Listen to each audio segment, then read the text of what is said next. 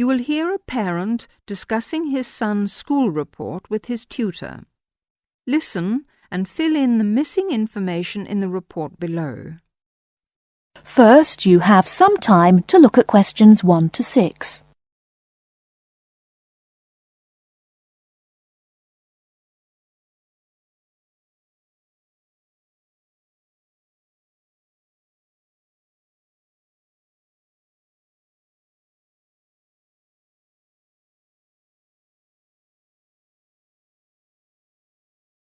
Now we shall begin. You should answer the questions as you listen, because you will not hear the recording a second time. Listen carefully and answer questions 1 to 6. Good evening, Mr. Jameson.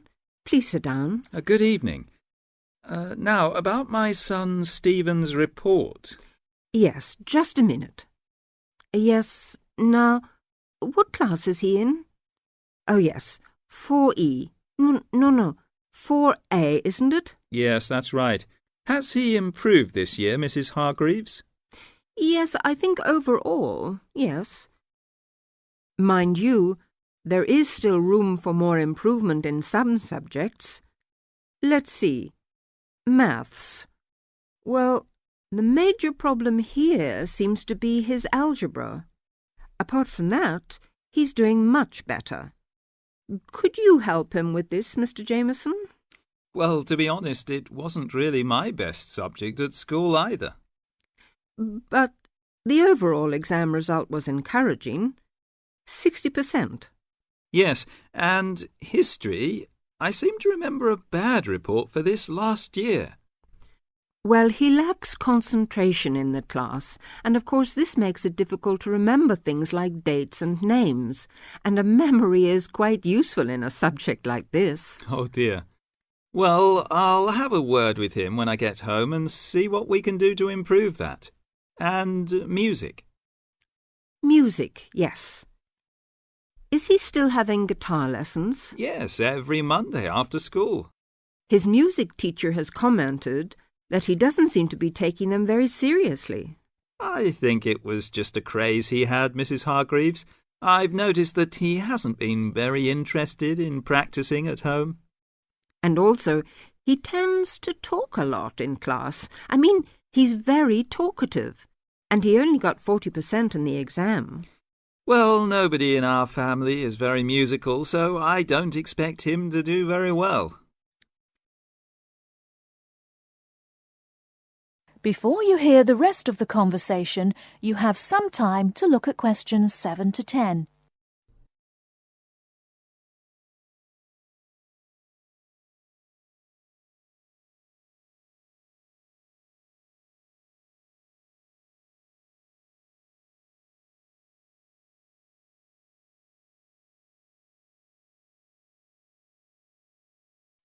Now listen and answer questions 7 to 10.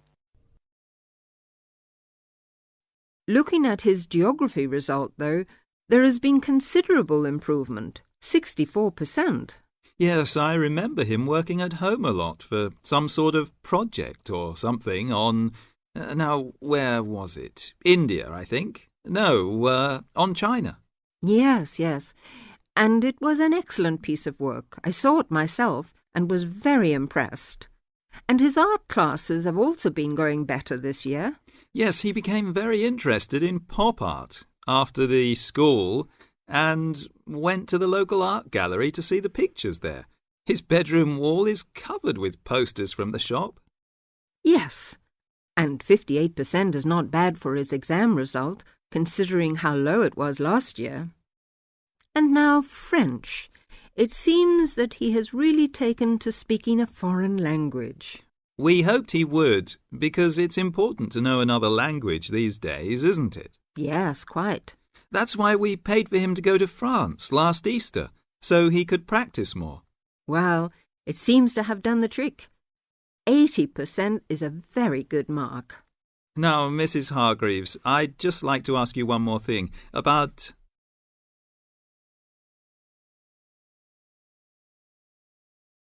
That is the end of part 1. You now have half a minute to check your answers.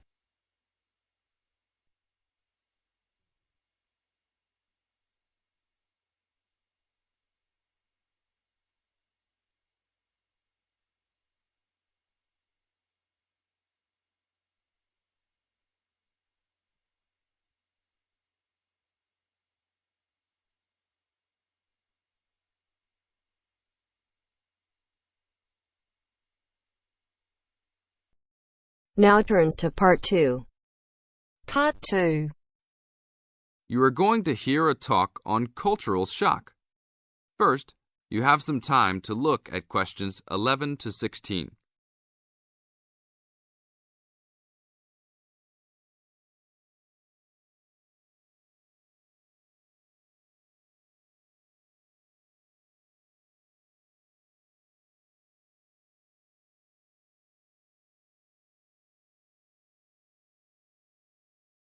Now listen to the tape and answer the questions.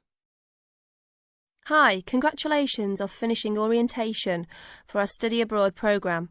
Before you all head off to your respective countries, however, I want to first share with you a little bit about dealing with culture shock. Recent studies in intercultural experience have shown that there are distinct phases of adjustment which virtually everyone who lives abroad goes through. You won't be the exception. The first phase of culture shock includes gaining an awareness of the host culture, preparing for the journey, and farewell activities. You're all experiencing this right now. The second phase begins when you arrive in your new country and ends when the excitement of the early experiences wear off. When you first get there, you will be overwhelmed.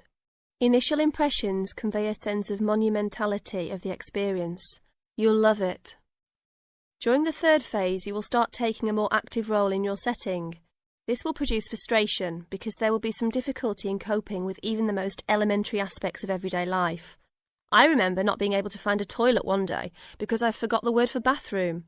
Anyhow, your focus will shift during this phase to the differences between your new host culture and your home cultures.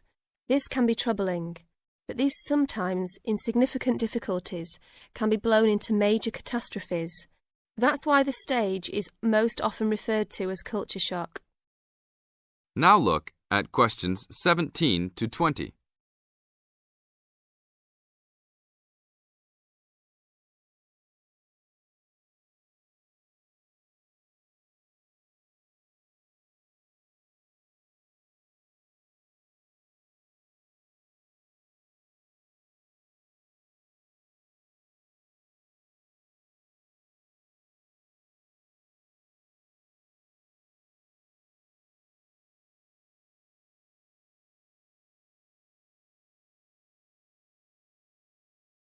As the talk continues, answer questions 17 to 20. But relax, when this stage is over, you will slip into the gradual adjustment stage. You may not even be aware that this is happening. You will just begin to orient yourself and to interpret subtle cultural clues.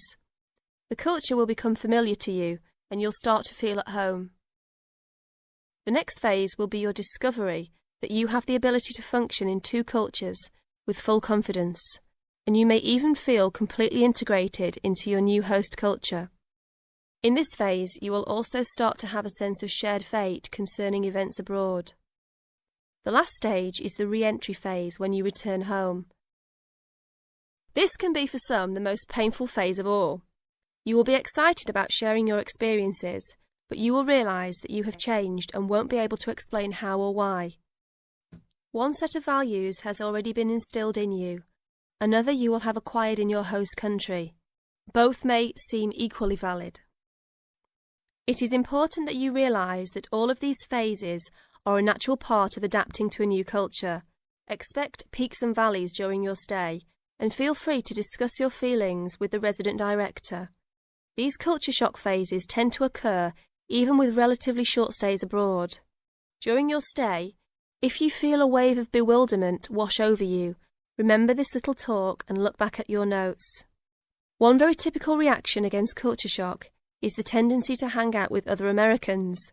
Remember, you are coming to a foreign country to get to know her people, language and culture better.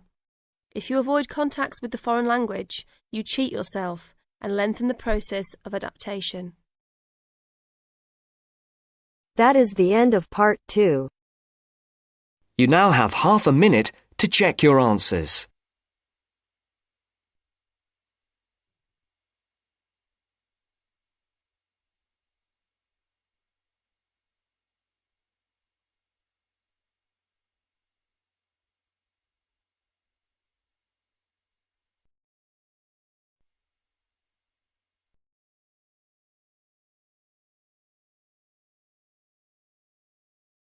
Now turns to Part 3.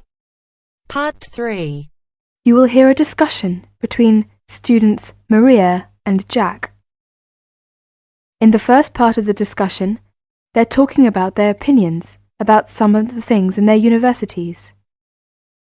First, you have some time to look at questions 21 to 26.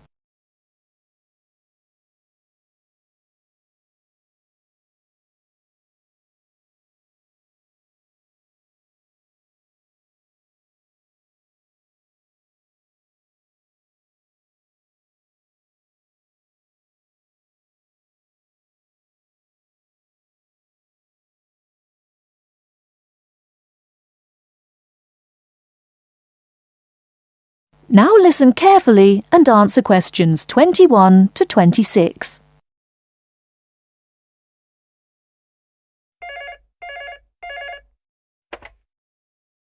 Two four one 4331. Good afternoon. May I speak to Jack Robert, please? Speaking, please. Hi, Jack. This is Maria. Hello, Maria. How are you getting on there? Fine. I arrived in Nottingham yesterday. I've just settled down and I live on the campus of Nottingham University. Oh, that's good. Do you like the campus? Yes, it's beautiful. What do you think of yours? Edinburgh University? It's marvellous. It's on a hill and very close to the sea. I like it very much. It sounds beautiful. Jack, what's the weather like there? Oh, it's fine and sunny. It's said that the weather here is very nice in summer, but awful in winter. What's the weather like in Nottingham? Well, it's a bit depressing. It's been raining since yesterday. I can't go out, so I have to stay in my room. What about your room? Is it a nice one? Yes, it's small and elegant. How about yours? Mine is an ordinary one. It's a twin study room. I share it with one of my classmates. He's intelligent and very friendly. We're getting on quite well. How's your roommate? She's very nice, but a little bit quiet. She likes reading and seldom speaks. By the way, do you like the Scottish food there? Oh, I like it. It's very delicious. Oh, really? I don't like the food here. It's disgusting. It has no taste. I have to cook for myself in my room. Well, Maria, as the saying goes, when in Rome, do as the Romans do. Come on, don't be too choosy. Oh, someone's at the door. I have to answer it, Maria. I'll call you this evening. Bye. Bye. Ellen, a student union officer, is conducting a survey about the university facilities. She is asking 2 students about their opinions. Before you hear the rest of the talk, you have some time to look at questions 27 to 30.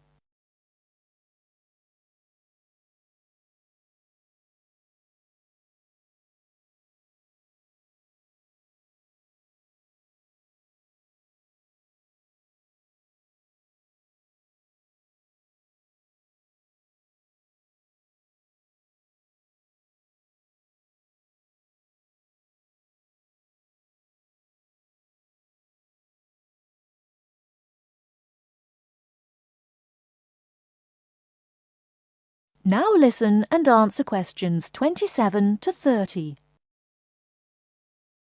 I'm Alan, and I work for the Student Union. Now, I'd like to hear your opinions about a few things in the university. We've asked for some volunteers to help us conduct this survey into how satisfied students are with the university facilities. First of all, let's take the lecture rooms. We could score them, for instance, 1 is excellent, 2 satisfactory, 3 rather poor, and 4 really bad. Robert, you first, please. What do you think about the lecture rooms here? Not so good, I'm afraid. I would score 3. They're too small for one thing. Sometimes we can hardly find a seat. Yes, but that doesn't happen very often. Personally, I think they're all right. They're comfortable, and the acoustics are quite reasonable. It doesn't matter where you sit, you can always hear the lecture. I would give 2 for them. How do you feel about the car parking facilities? Are they adequate? You must be joking! I can never find a car parking space when I need one, and when I finally do, it's a very long walk to the university's teaching building. I'd give it a 4. I'm afraid I also agree. We need more car parks urgently. This is perhaps one of the major shortcomings of this campus. It gets a 4 from me as well. I come to the university 20 minutes early just so I can drive around looking for a parking space. What about the computer centre then? I think it's first class.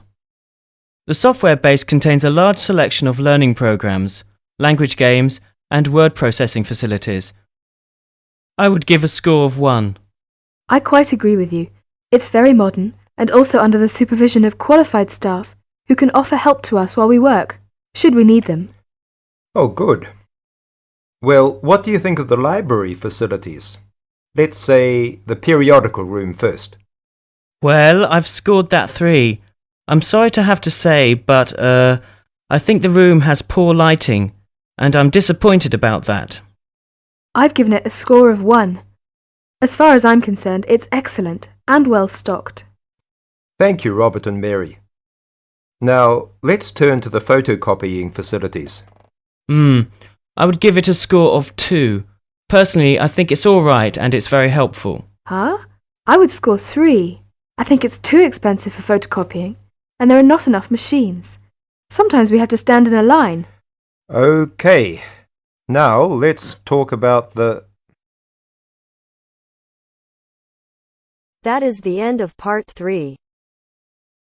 You now have half a minute to check your answers.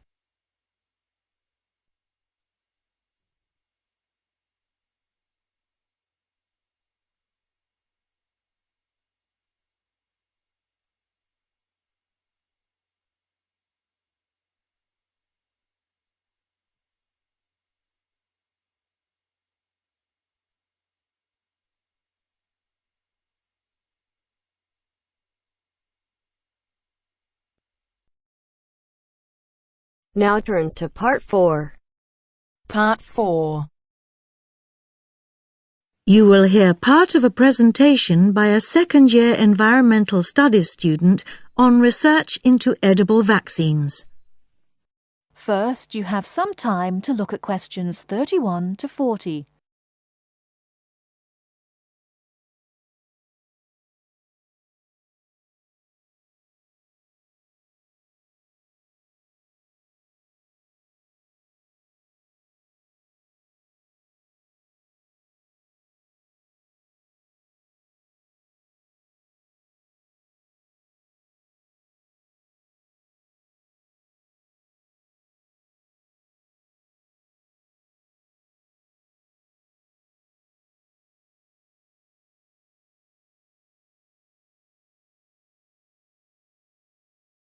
Now, listen carefully and answer questions 31 to 40.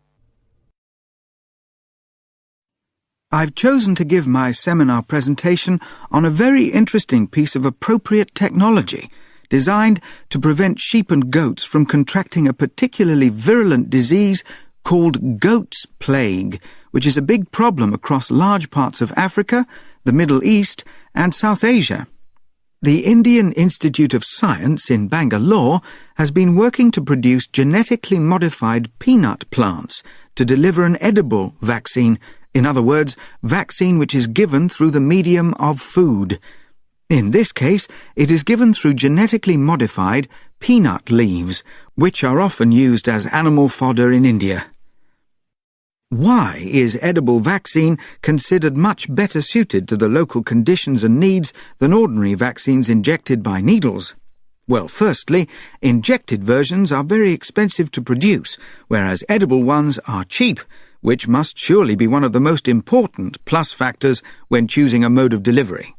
Secondly, a big drawback with injected vaccines is that they easily perish when they are not kept cool.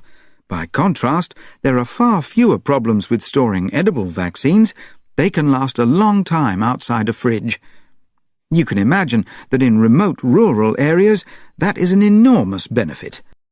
Another advantage is, because this edible vaccine only contains one viral protein, it allows vets easily to pick out which animals are infected. It's apparently a common problem with injected vaccine that vets can't distinguish between sick and vaccinated animals. However, edible vaccines do have their drawbacks. The major problem is ensuring that exactly the right dose is delivered. The amounts of vaccine which develop in a given genetically modified plant differ significantly depending on the growing conditions. Obviously, too little of the protein might leave certain animals insufficiently protected. And there is also another shortcoming related to the issue of dosage of these vaccines. 99% of the protein actually perishes in the sheep or goat's stomach. We therefore cannot be sure just how much is getting through and working to protect the animal. These negative aspects really have to be addressed to ensure that animals receive maximum benefit. And finally, as with all GM crops, the transgenic peanut plants will have to be grown under strict supervision if we are to ensure that it does not contaminate peanuts grown for human consumption. Now, moving on to the next part of my seminar presentation.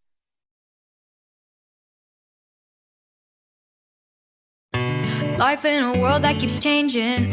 Think that it's progress you're making. Copy and paste pretty faces all the time.